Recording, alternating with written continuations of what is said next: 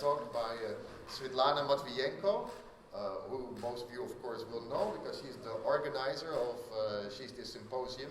Next to that, she is also assistant professor of critical media studies at the Simon Fraser University, and she is also the co-author of this excellent book on cyberwar and revolution, about which she will tell us more now about cyberwar. So please put your hands together for Svitlana. Thanks so much.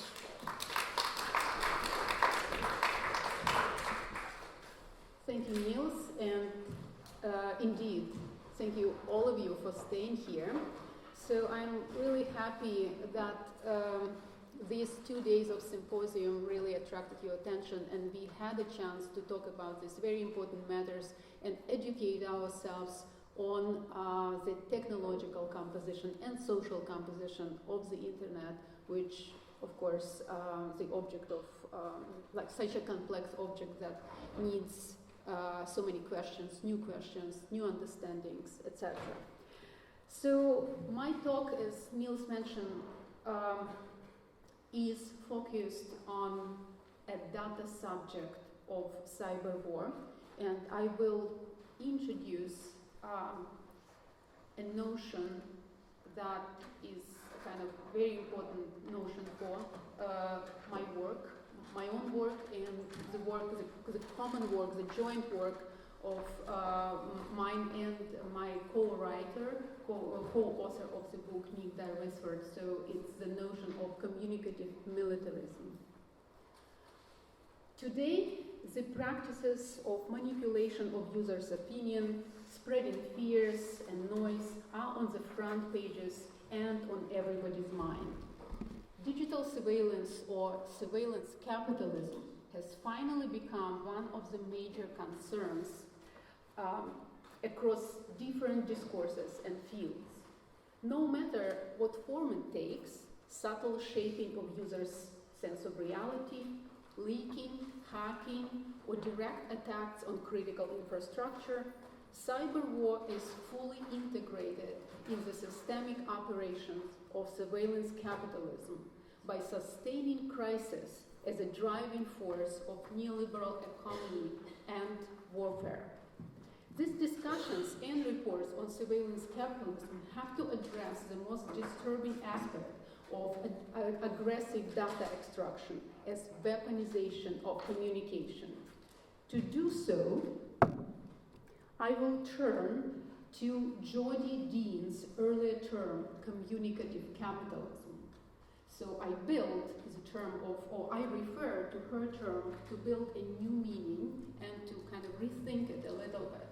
So back in 2005, American thinker, American critic, Jodie Dean introduced the notion of communicative capitalism, and she thought about a particular situation that happened during Bush administration when networks were already mobilizing opinions and people have kind of, the desire to express certain dissatisfaction in terms of, in regards of like certain political decisions. However, she noticed they didn't get much response, and this disconnection between dissatisfaction, expressed dissatisfaction, and the lack of response was looked something like something new and troubling. So she identified it as a post-political formation of communicative capitalism and noticed that maybe networks are more useful for capitalism rather than for kind of like political exchange or impacting politics. So I draw my notion of communicative militarism on her notion because I actually think that today we can no longer say that it's a post-political. So today this militarism is a political action, a political practice, and it has to do with, again, manipulation of people's opinion, militarization of different groups, and kind of directing their symptoms, hatred, and fears against each other. So it's a new type of kind of work with different groups. So from just being communicative capitalism, it now absorbs certain features and techniques used by capitalism, but also used it for political purposes and militarization.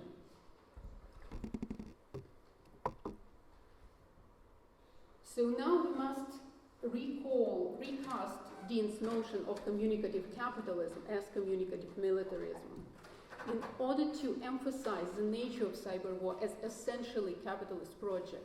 And we can no longer say that it is post-political because both candid wars and hidden wars have always been nothing else but politics by other means. Without treating cyberwar as class war, data analysis as a key tool for studying misinformation drawn from cybersecurity and military discourses and performed by the same analytic tools most often only reproduce the misconceptions, imaginaries, and all biases about cyberwar. One of them is the attempt to understand the tensions between nation-state by applying the Cold War metaphor.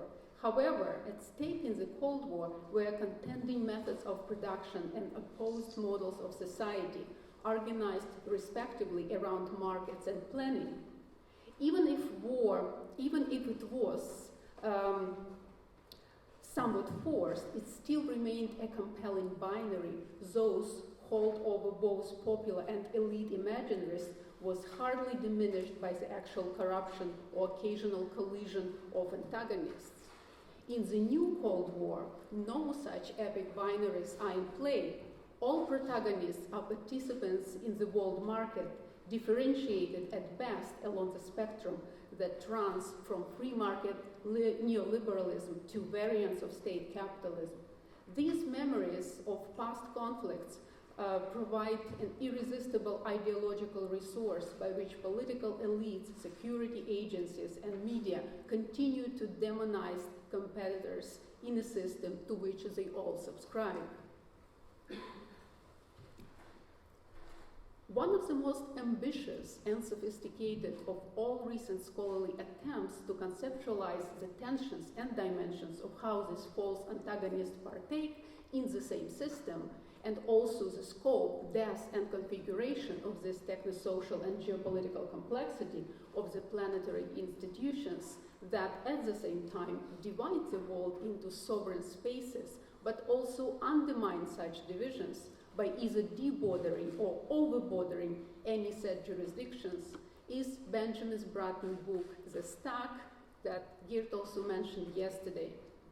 The concept of the stack, he explains, is driven from computing science, where it refers to a multi-layered structure of software protocol stacks in which network technologies operate within a modular and interdependent vertical order.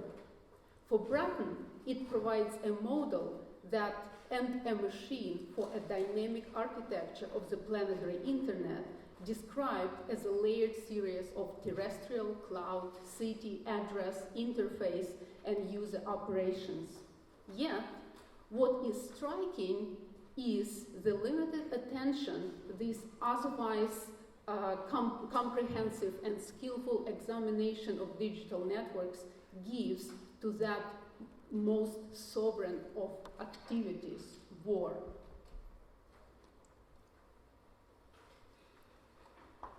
This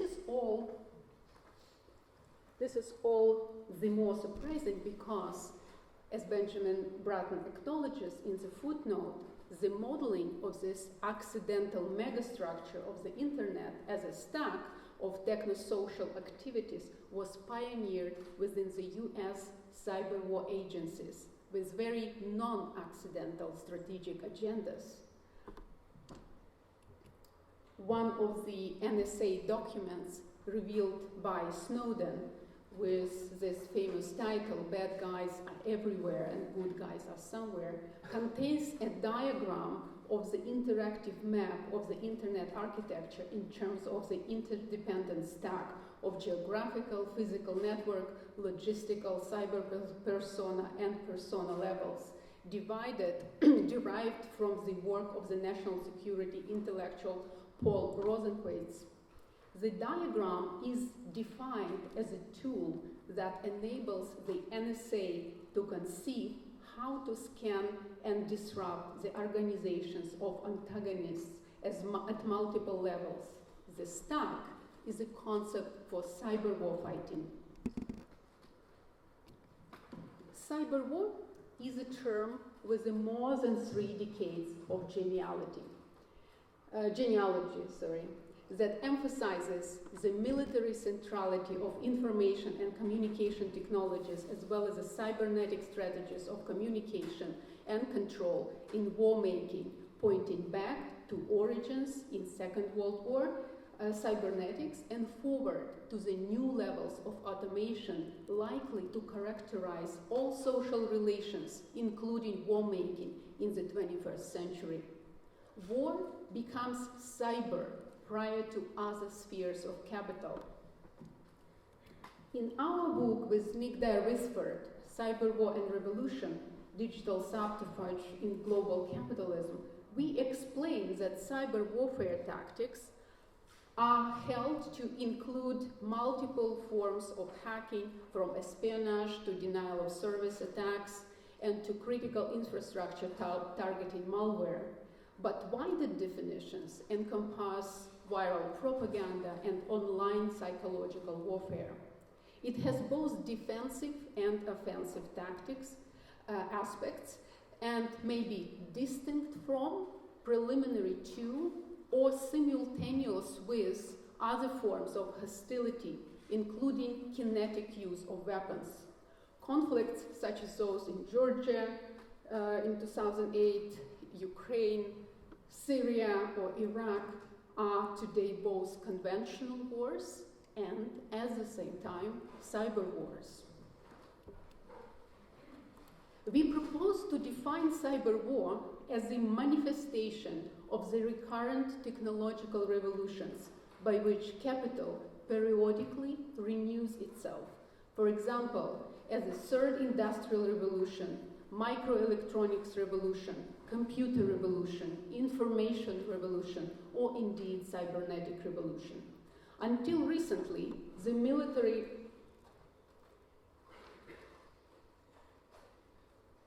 and cybersecurity discourses, the term cyberwar has been applied to digital operations conducted on or behalf of nation states against geopolitical opponents. But this is no longer the case. Cyberwar is waged asymmetrically, not only by states, but also non-states, corporate and random agents, by political insurgencies and social movements. More than that, it pertains and engages any of us at any time, even if by hijacking the power of our computers. However,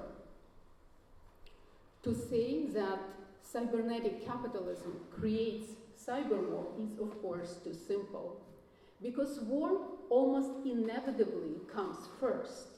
Instead, by consolidating two theoretical approaches, Marxist theory and psychoanalysis, in our project, we explore how the logic of cyberwar's objective production is accompanied by the logic of fantasy. In order to repress, distort, and mystify the existing structural contradictions which produces the subject of cyberwar, who occupies the universal subjective position under capitalism. We can see how planetary cyber wars can also be far smaller, more detailed than their predecessors, because the scope of digital networks, a relatively few agents, may set in motion large effects, and on the other side, because of the volume of information generated by networks, these actors know a great deal about those they reach out to touch.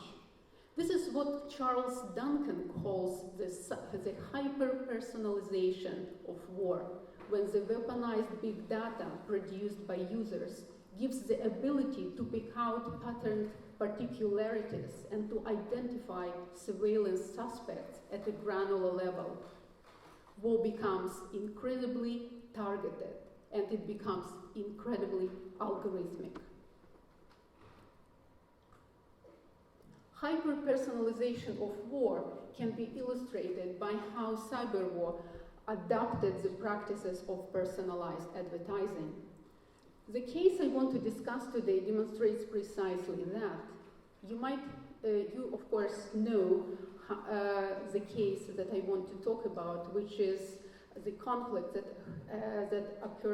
happened between Ukraine and the Russian Federation on November 25, 2018, when the Russian Federal Security Service Coast Guard fired upon and captured 3 Ukrainian Navy vessels attempting to pass from the Black Sea into the Sea of Azov through the Kerch Strait on their way to the port of Mariupol, just off the coast of the annexed Crimean Peninsula.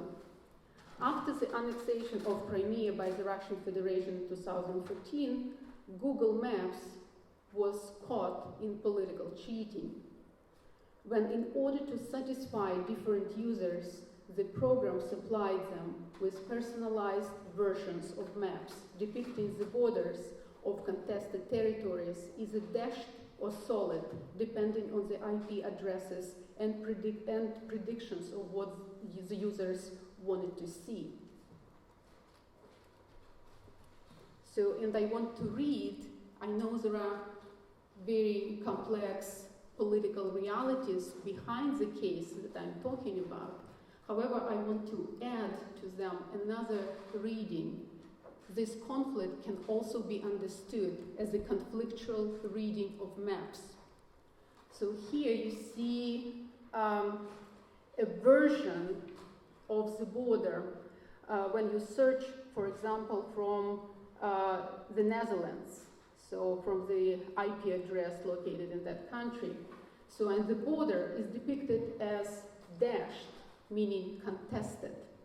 But if you search from a different IP address, here is from the Russian IP address, the order is there, not contested. If you search from the Ukrainian IP address, there is no border.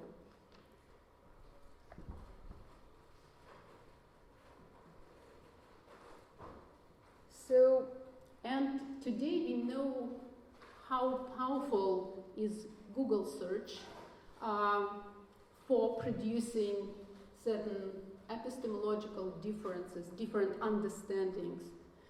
Even though we are critical of it, even though we kind of understand what this search is doing and what is behind it, at the same time, this is the first kind of reference, the first technology, the first tool we use to produce certain understanding. So how does this happen, and what the company itself has to say about such different depiction of the border? Here you have a quote from Ed Parsons, who is Google's geospatial technologist, who commented on such cases by saying that Google makes only practical and not political decisions about borders.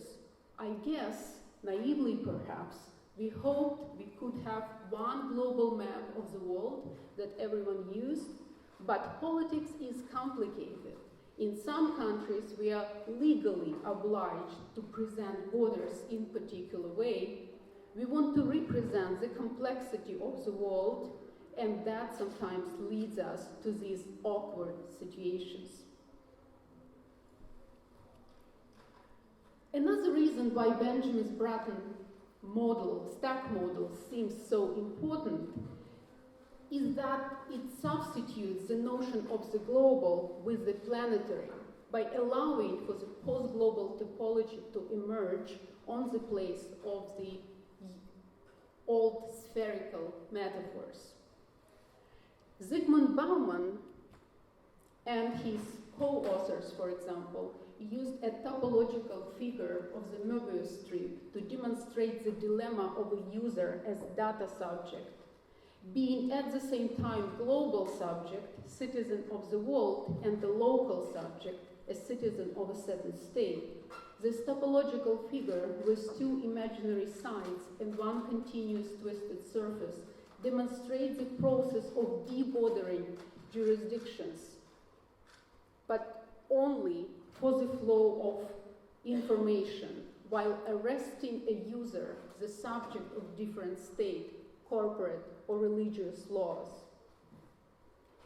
I want to offer you another example that illustrates a perfect fusion of capitalism with militarism. And the previous example was one of them because we see the commercial search algorithm working with political realities and confusing these personalized advertising techniques with a personalized political information supply, right?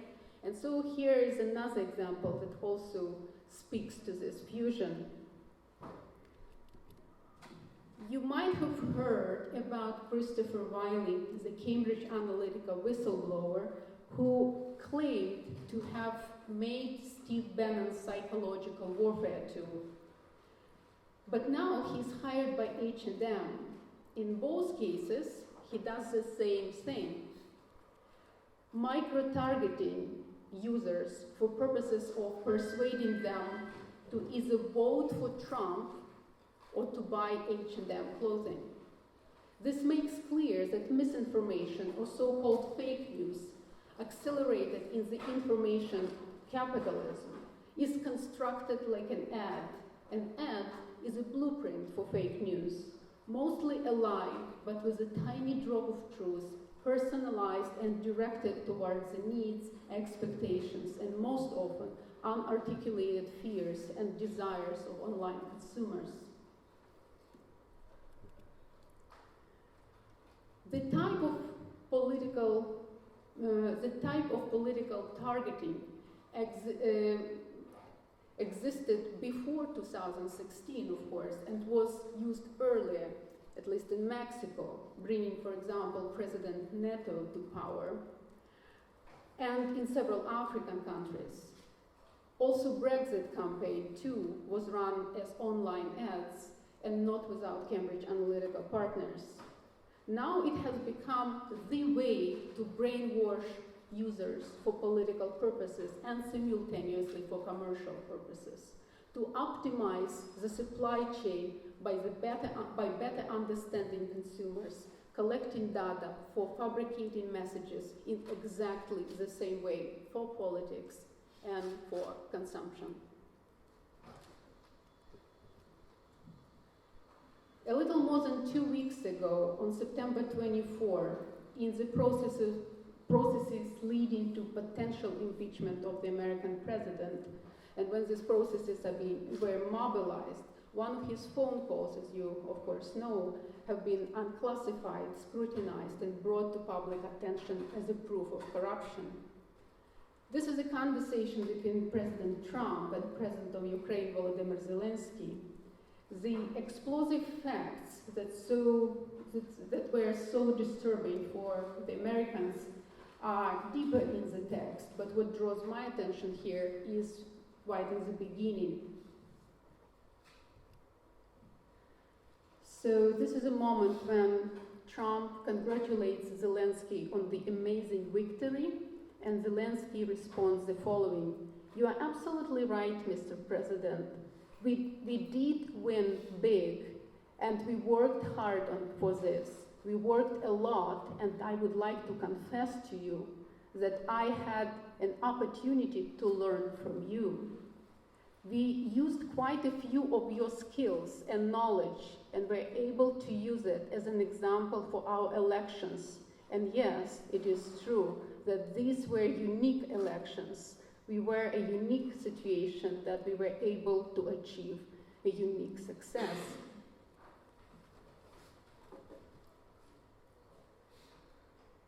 About the same time, Hromadske ran an interview with Mikhailo Fyodorov, vice-premier, how to say it in English? Okay. So, and also there was his interview for the Ukrainska Pravda, where he confirms the same thing, saying that some technologies during the election were taken or were learned from the Trump campaign. They just perfected them. So there is not much information about how exactly those technologies were perfected, but I think this is a good moment to ask this question and to do some research about it. And it's amazing to me how not sensitive our kind of political figures are to certain nuances of such revelations. Because to me, anything that kind of like sounds like this, it's incredibly scandalous knowing enough about Cambridge Analytica and other things like this.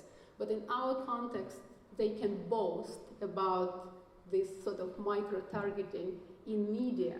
So I think this shows that also we're here in quite a bubble in terms of, you know, different political discourses and understandings. So, and I want to end on few ideas in relation to this new targeted subject, data subject, a cyber war. And I want to bring up a couple of also ideas and notions that might be helpful for such discussion. By situating the users of information and communication technologies in the current media environment, cyber war shapes the ways they are inhabited network ecosystems. It mobilizes, exploits, and bewilders the subjectivities, its own users' attention, and it extracts value. However, cyber war subjectification is not simply a question of demarcating national platforms and national identities. The profit dynamics of Web 2.0 capital demands an ever-enlarging user base or audience commodity across states, and the self-activity as self-revelation of users. Because of this, it is possible to construct within social media interpolative micro-machines, that is to say, specific user communities as a sort of partisan presence inside ostensibly foreign digital territory. Within Facebook, one can form a nation or a caliphate, or perhaps even assembly or commune. To address these processes, in the book with Nick Dyer-Wisford, we turn to Paul Virilio and the reading of Paul Virilio by several thinkers. In the article written as Occupy Wall Street and Other Post-Crash Protests Waned, Benjamin Noyce in 2013 raises a question about the missing military dimension of contemporary revolt against capital. His starting point is Paul Virilio's reinterpretation of the Marxist narrative of industrial working class struggle as an encounter between a militarized running class controlling the army and security apparatus and a proletarian counter-war machine prepared to forcibly contest exploitation by sabotage, street demonstrations, and strikes. However, according to Virilio, in the later half of the 20th century, this form of resistance is defeated by the increasing war power of capital. By the hegemony of capital's rule is more broadly represented by its development of a high technology and specifically informational military apparatus, which diffuses into techniques of policing and management, giving global and accelerated powers of command, eroding the possibility of localized resistance in factory or neighborhood. Virilio terms this endo-colonization, a process in which the military powers developed in the course of foreign and particularly colonial wars are applied to discipline and reduce the proletariat so that one now colonizes only one's own population. One underdevelops one's own economy. So it's a kind of a new type of colonization which is not spreading from one country to others, but kind of internal way of colonizing its own population.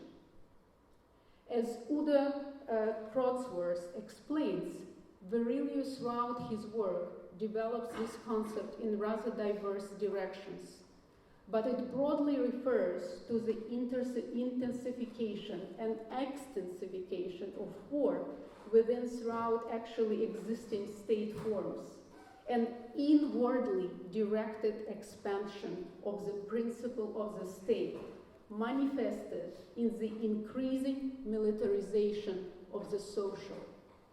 It has two main aspects. One, microsocial, wherein a war economy is carried over into peacetime, restraining potential development in civil society. The other, microsocial, such as the human body, is increasingly becoming a site of technology itself. It is in this dilemma that marks the limit of the Occupy movements of the 2011 circle of struggles and later, that at least in the North American and European versions, either disappeared out in symbolic gestures or resulted in reinstallments of oligarchic capital, which happened in our country. Cyberwar is a paramount example of endocolonization, with both microsocial implications in terms of the construction of new military internet complexes at the expense of the social purposes, and the microsocial implications of the invasion of the network users by algorithmic surveillance, war bots, malware, and automated propaganda and misinformation. Not only language is put to work, but also any kind of body liveliness detected by sensors becomes a matter of extracting value. Thank you.